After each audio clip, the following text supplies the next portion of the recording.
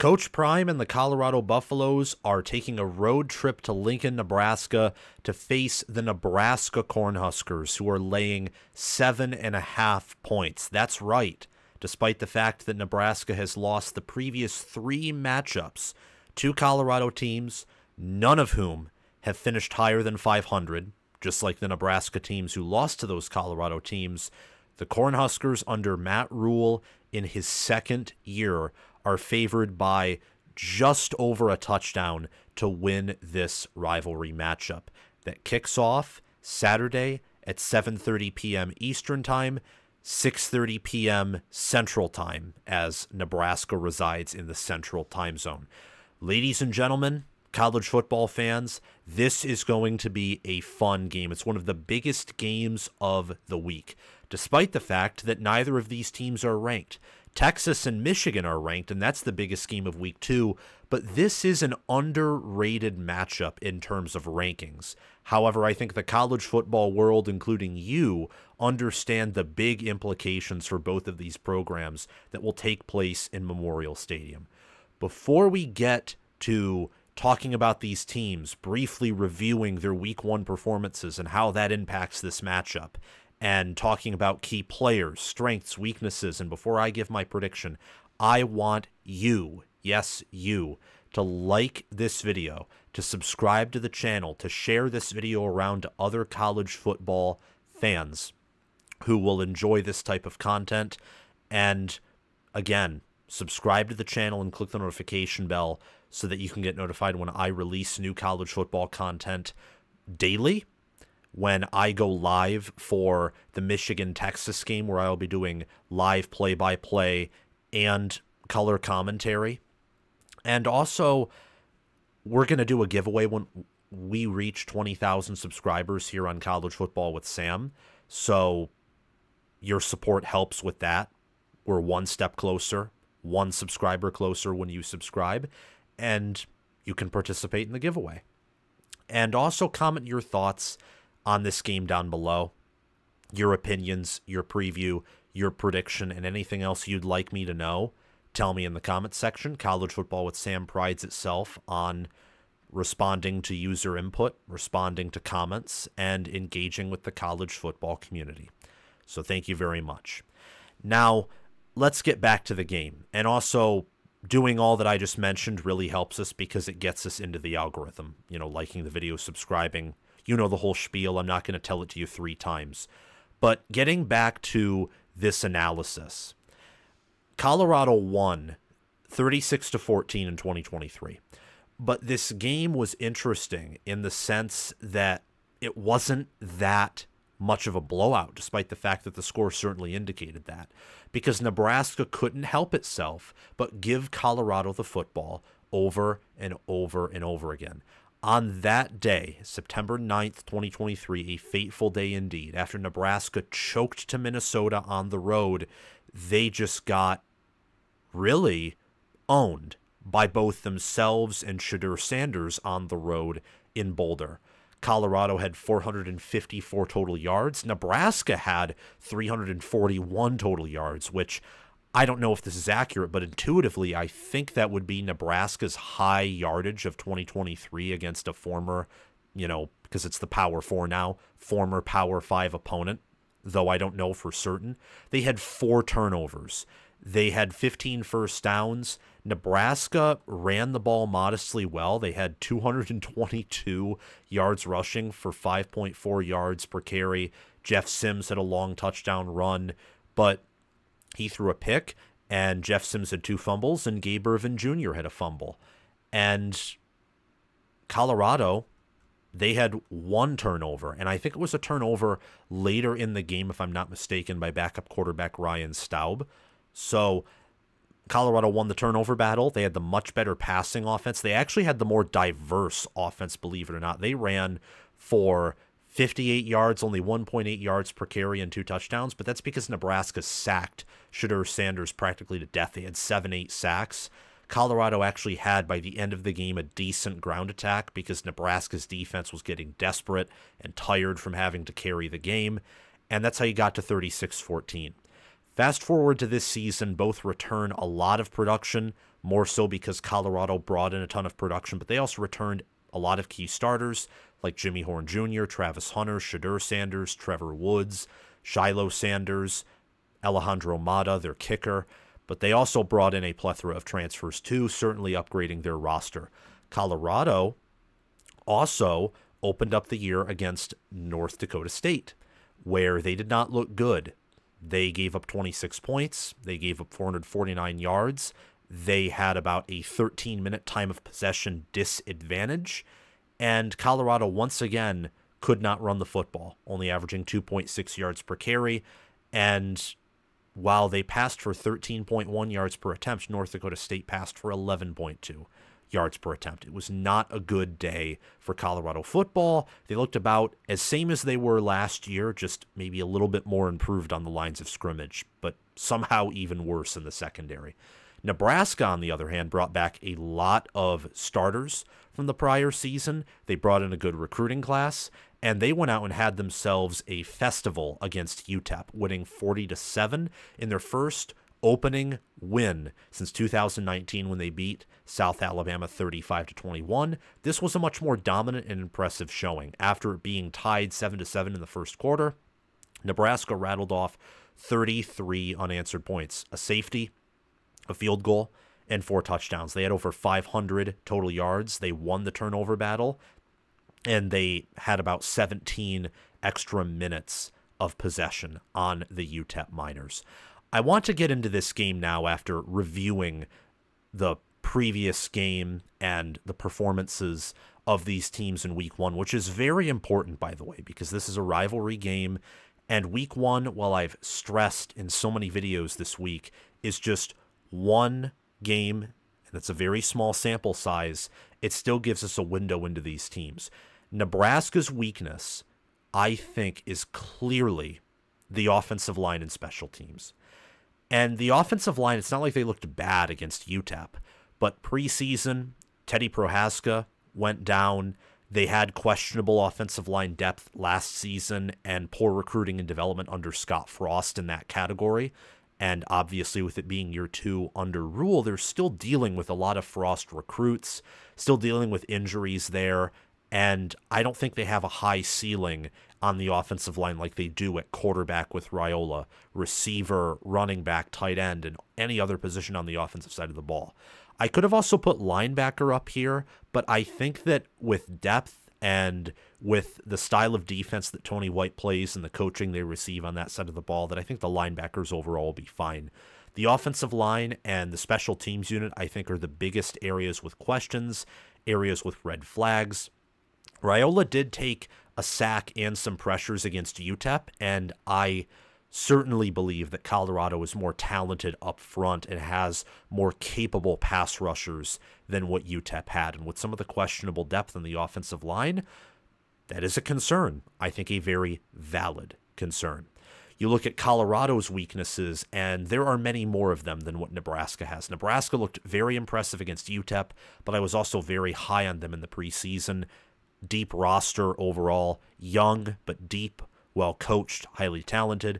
Colorado's is highly talented, but I don't know how well coached they are, and they are a bunch of transfers from all across the country, from diverse backgrounds as it relates to offensive style, defensive style, to how they've been coached. So it's a lot of different pieces, a lot of different, I guess you could say, Lego sizes that have to, you know how Legos, different widths, heights, different, and just different everything. There's a blue Lego, a red Lego. You have the Legos that are like more complex and the simple ones. They're all mixed together. Colorado is at this point like a basket of Legos, and Deion Sanders and the coaching staff and maybe some of the better players like Shadur Sanders and Hunter are trying to sort out the Legos bit by bit. You see this also with teams that don't return a lot of production, but it's not to the same degree as just because you don't return a lot of production doesn't mean your roster's entirely new. For example, you look at Alabama or Michigan, they have a lot of players on their roster that just didn't play as much ball last year, but still contributed or have been with the program for several years. For Colorado, it's literally like the analogy that I used, a mixed basket of Legos that you have to sort out, and you have to build it really from scratch. With Nebraska, Nebraska started off 2024 or concluded 2023 with like half the Lego set being built. And now they're just continuing to build it with pieces that they've already assembled and known.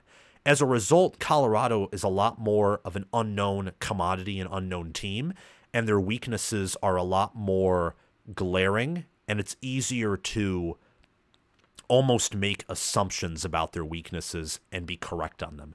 For example, the rush offense, the rush defense, really the trench play overall did not look good from a preseason angle. It looked improved, but still not good. It was even worse than I expected it to be. I thought that Colorado would have a more capable pass rush in 2024, and it looks like they may have somewhat better pass rush than 23, but not good enough in 2024. And the secondary was just not good. Even with Travis Hunter and even with Shiloh Sanders, I mean, that secondary got torched over and over and over again. Colorado does not have a proven tight end. Their O-line and D-line lack integrity, lack soundness, lack strength, push. And at linebacker, they had to start Trevor Woods there, who's a converted safety. So there are concerns everywhere when it comes to the fronts of both the offense and the defense for the Colorado Buffaloes. We'll come back to Colorado in a few minutes here. I like to alternate between the strengths and weaknesses of these teams. It's fun, keeps you on your heels like you're a wide receiver or a cornerback or like you're actually playing the game. But it also helps contrast the weaknesses of one team with the strengths of the other. Nebraska's strengths are, ironically enough, right where Colorado's weaknesses are, in the trenches. More specifically, just in general, the rushing offense and the run defense. As I said earlier, Nebraska's offensive line, I think, is a weakness of the team, but their O-line depth is, I didn't mean to say offensive line depth, pardon me. Their running back depth is very impressive. They have 4 running backs who I think are Power 4 starting caliber. I don't think any of them are elite, but they do have a few who can be great, and I think all of them are good or at least above average, and that's very valuable. And you see it when they run the ball. They're powerful, they're consistent because of their running backs and the fact that the interior of the O-line's better than the exterior. So what do you do if you're Nebraska and Matt Rule? Where, well, you run up the middle, and you'll pick up first downs, you'll keep the defense honest and on their heels.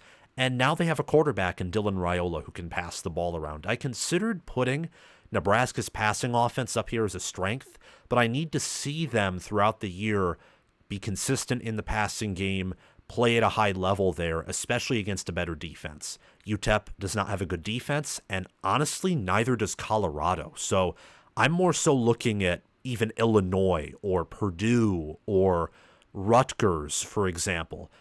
Indiana with D'Angelo Pons and the fact they brought much of James Madison's defense there.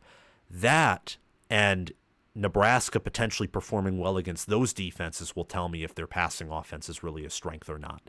But I think Raiola is a strength. I think the quarterback room is, tight end is, running back, the defensive line, and I think the defensive backs as well. I like Tommy Hill. I like Bly Hill, Malcolm Hartzog, Isaac Gifford. Ty Robinson and Nash Hutmacher make up a really good defensive tackle room, and the ends are good as well. The 4 running backs are Ramir Johnson, Dante Dowdle, Gabe Irvin Jr., and Emmett Johnson. All those running backs, 4 of them, are Power 4 starting caliber. And at tight end, you have Thomas Fidone, who I think is a strength only when he's healthy, and it seems like he's healthy as he was last season. Nebraska will be able to stop the rushing offense of really any team, and they'll also be able to run the ball effectively against most teams, especially in the short range, picking up 3rd and short, 4th and short. They'll be aggressive. They will test you there. If they fail a few times on the ground, it's not like they're just going to give up. That's their identity, is being tough, being physical, running the football. For Colorado, their identity is pass, pass, pass, pass. Really, more so it boils down to give Shedeur open reads, make Shedeur look good, etc. The offense is all centered around the quarterback and the wide receiver, which honestly, given the strengths and weaknesses of the team, is very smart. You have to give Deion Sanders and Pat Shurmur credit there.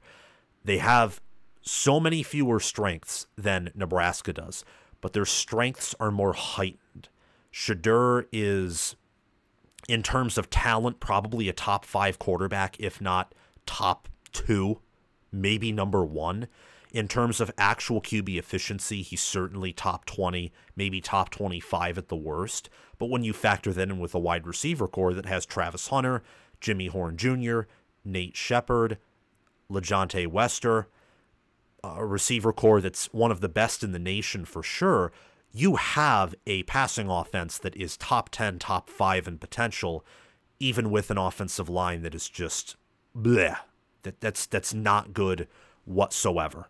An offensive line that constantly allowed pressure by North Dakota State, an offensive line that I think is better than Colorado's line at this time last season, but last year's O-line was a disaster. This year's is just bad.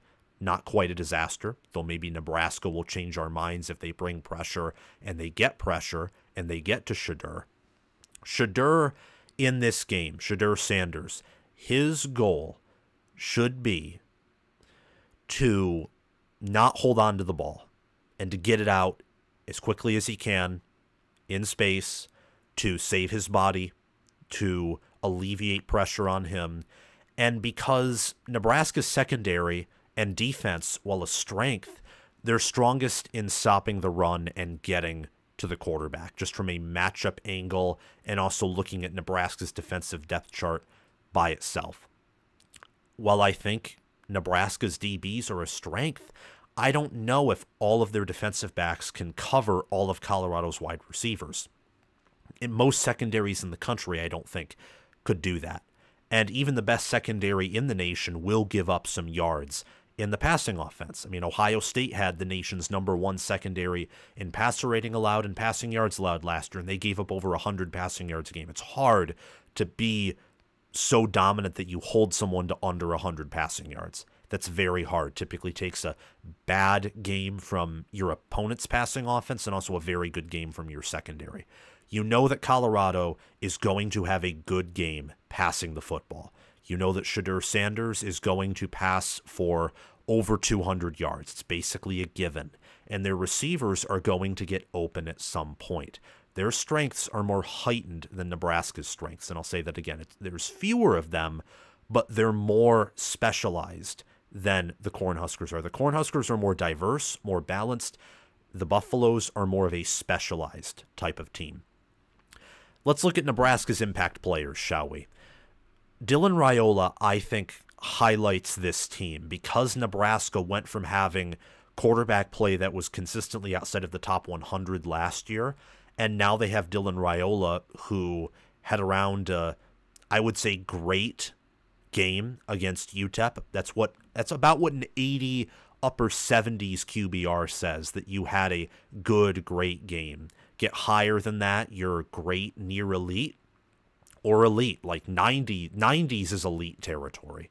Or if it's a very, if you're like Stetson Bennett or maybe like J.J. McCarthy, some would argue it's near elite and more the system, but I kind of disagree with that. I think they were elite college QBs, and that's an argument for perhaps another day. But Raiola had a great day. He didn't turn the ball over. He threw 2 touchdowns, 238 yards, 19 of 27. He cannot turn over the football against Colorado.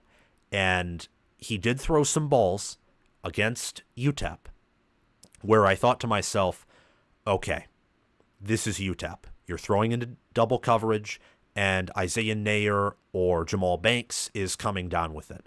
And I don't know if they can do that against Colorado, because I think Colorado does have a better secondary than UTEP, or at least they have individual players in that secondary that are better than UTEP and will take advantage of double coverage or of a ball that isn't placed perfectly and potentially intercept it. Isaiah Nair had 6 receptions for 121 receiving yards, averaged over 20 yards per reception, and had a touchdown. Raiola was throwing well to him all day. There was a ball that he just placed a little too far, and when Nair dived, he couldn't catch it. There was another one where Raiola threw the ball right into the breadbasket that was Isaiah Nair's hands, and he caught it, and it was a touchdown. Their connection is clearly the best on the team in terms of quarterback to wide receiver. Pay attention to him.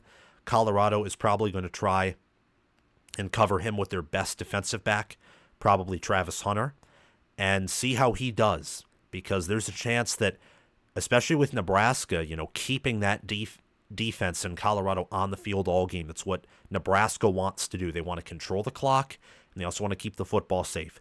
There's a chance that they will tire that whole defense, including Travis Hunter, out, because remember, he plays on offense, so his stamina, while much higher than the average and even some of the better college football players, he does not have infinite stamina.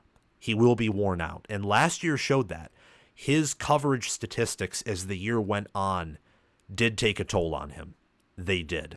And that's because you're playing all the time on offense and all the time on defense. And therefore, you're not going to be the nation's best corner, and you're also not going to be the nation's best receiver. Hunter, and I'll get to this in a few minutes, is probably the nation's best college football player.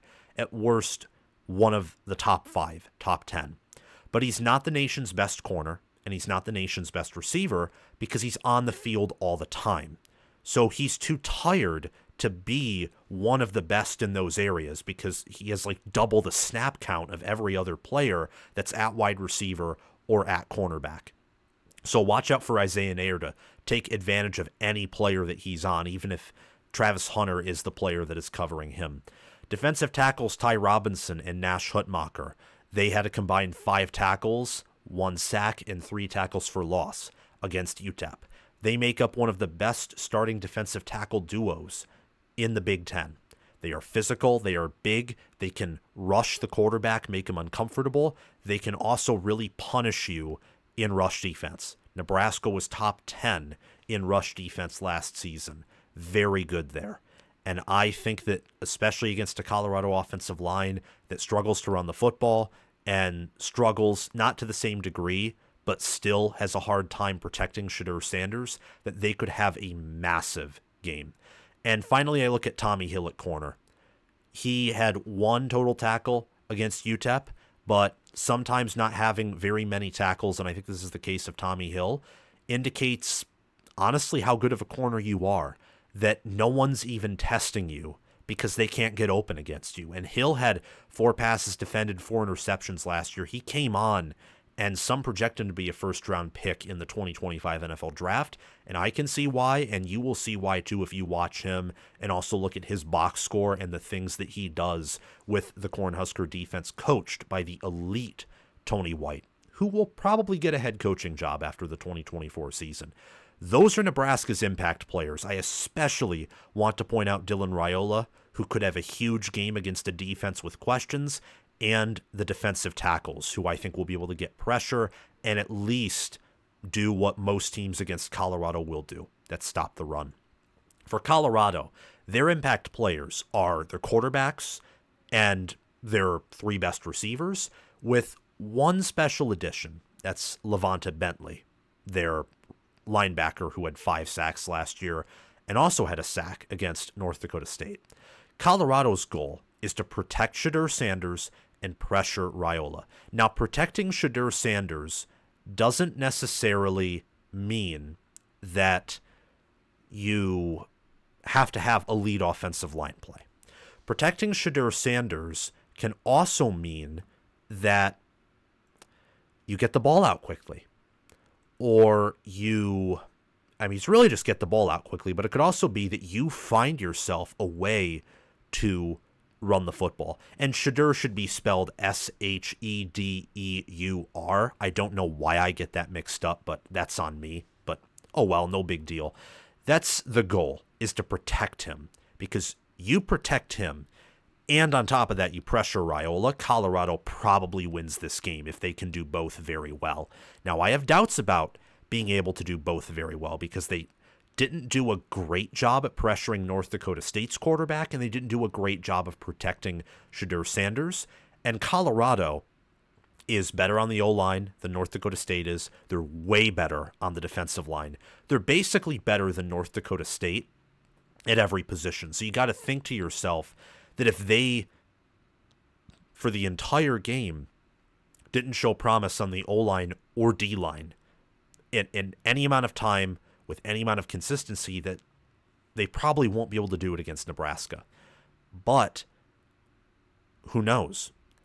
And they can always get the ball out quickly. They can always get the football out in space. You don't have Dylan Edwards, so they're like last year. Colorado really had like a four-person threat, maybe five-person threat if they went four wide receiver, and Dylan Edwards was out there. They don't have that same Swiss Army knife capability on offense, because I don't think any of their running backs have that same open space ability that Dylan Edwards does, who's now at Kansas State. But Shedeur Sanders is still very capable at passing the football, 26 of 34 for 445 yards, 4 touchdowns, a pick that wasn't his fault. It was just tipped off. His receiver failed to catch it. And he had an 81.9 quarterback efficiency rating, which is better than Dylan Raiola's without having the same defense and same protection. So he does more with less based off of what we know with week 1, compared not just to Dylan Raiola, but most quarterbacks in all of college football. Travis Hunter, I think, is the biggest player to pay attention to.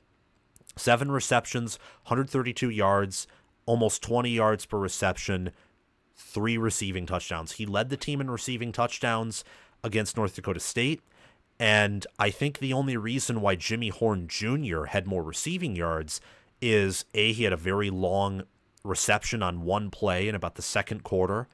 It was a bomb from Shedeur Sanders where North Dakota State took forever to get to him, and by the time they nearly did, cannon of an arm, very accurate, very good quarterback, as I've said it over and over again, threw it right in the basket to Horn, who took it to the house. I think that everyone's going to be looking at Travis Hunter. Defenses are going to be preparing for him the most. And while that opens up Jimmy Horn Jr. and LeJontay Wester and Will Shepard, I think I said his first name wrong a few minutes ago, Will Shepard, to be open and to make plays, Travis Hunter is still the best in terms of talent and the wow factor, the Heisman factor, out of all of those players. And Nebraska's secondary struggled a lot last year in stopping big plays. Maryland was able to get big plays on them. Michigan was able to get big plays on them. Colorado was able to. Even Wisconsin at times and Michigan State were able to create some explosive plays against the Cornhusker secondary last season. So pay attention to these receivers. Hunter, Jimmy Horn, LeJontay Wester. Horn and Wester combined for 12 receptions and just over 250 receiving yards, and they combined for 1 receiving touchdown as well. Horn nearly averaged 30 yards per reception. Wester averaged just over 10 yards per reception.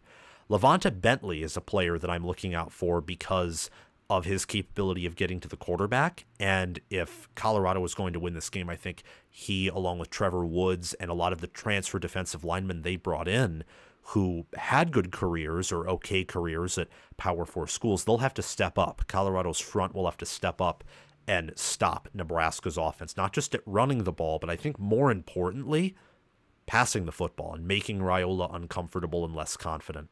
Ultimately, though, I'm going with Nebraska 38, Colorado 16. That's my score prediction for this game. Nebraska is just too much for Colorado, and I think that with the defense they have, they'll be able to limit Colorado from scoring touchdowns in the red zone. They'll hold Colorado to multiple field goals. And Colorado's defense is just so bad, and it's not sorted out yet, and just doesn't have the depth and talent. It would be one thing if all 11 or 10 out of 11 or 9 out of 11 of their starters had a Travis Hunter type talent. I mean, that's what some of the best defenses in all of college football have had, like Alabama in 2011, Georgia in 2021, 2022, Michigan in 2023. That's what Alabama and LSU had on the offensive side of the ball in 2020 and 2019, and I won't forget about Clemson defensively in 2018 either. Colorado doesn't have that. They have one Travis Hunter. They have one unicorn, one elite player on defense, no one else. And none of them are there to stop Nebraska's strength, which is the rushing attack. Nebraska will control the clock. They'll have a 10-minute or greater time of possession advantage. And while this game will probably be close in the second quarter or maybe through early third at halftime, Nebraska will eventually blow this game open. And I think they're going to cover that 7.5-point spread fairly easily. So I'm taking Nebraska to win and cover, winning 38-16, going on a 2-0 record, 2-game win streak. Colorado will fall to 1-1. They play Colorado State on the road after this game. That is a big letdown spot, whether they win or lose this game. And Nebraska is lucky because in week 3, they play the University of Northern Iowa, an FCS team that they should just run out a vanilla playbook.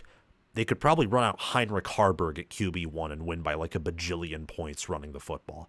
And that's no disrespect to Heinrich Harburg because he's much better than he was last year. But point being, they won't have to play to their ceiling to crush Northern Iowa. Though you never know.